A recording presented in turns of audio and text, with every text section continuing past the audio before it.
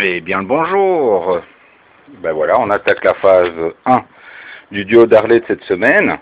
Alors, cette semaine au programme, deux concepts complètement différents du custom Made in Harley-Davidson. D'un côté la Fat Bob et de l'autre côté la Vérode Muscle 10e anniversaire.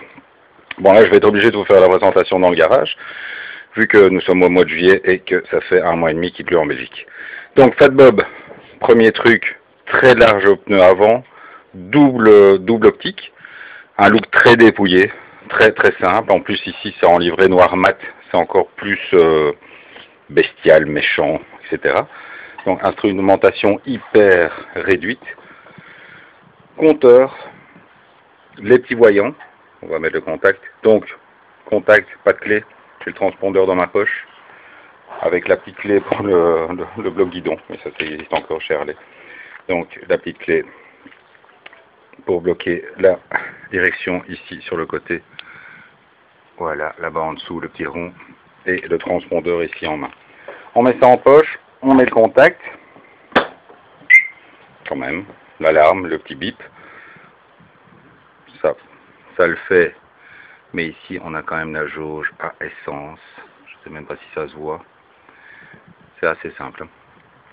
Donc présentation, attention quand même, un truc assez incroyable, je zoome sur l'heure, et ici au-dessus, vous avez quand même un truc tout à fait incroyable, de l'électronique pure, le trip au guidon.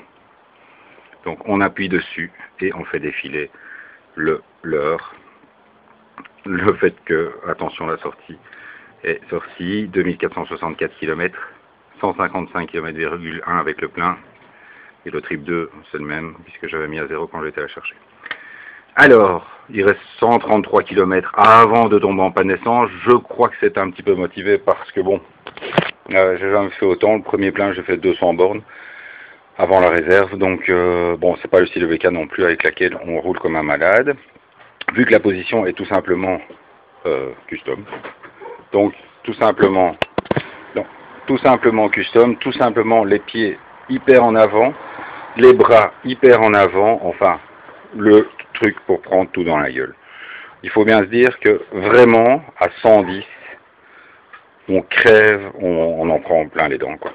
Donc il vaut mieux rouler à 90, c'est plus raisonnable, c'est beaucoup moins fatigant.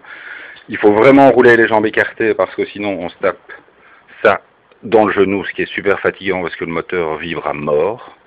Je vais vous montrer, par contre, autre chose. Je vais vous montrer ce que ça fait une Harley Davidson avec le bruit d'origine. Voilà.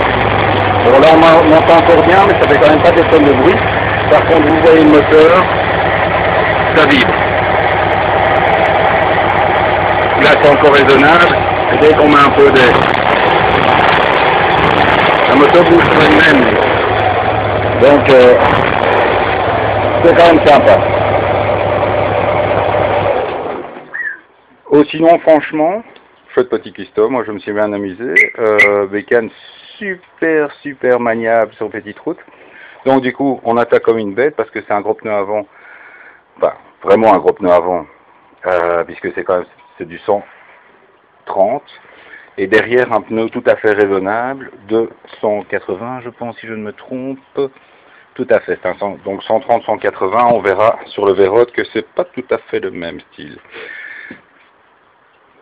Seul souci évidemment, toujours la garde au sol, surtout que c'est l'époque qui touche en premier, avec un petit cric, et puis il y a un grand crack terre-pose-pied, qui eux, quand ça touche, ça veut dire que ça se présente mal, puisqu'après c'est tout le berceau qui touche en dessous. Et de l'autre côté c'est la béquille, donc ça va encore. Voilà, eh bien écoutez, à bientôt, et donc c'était la Harley Fat Bob.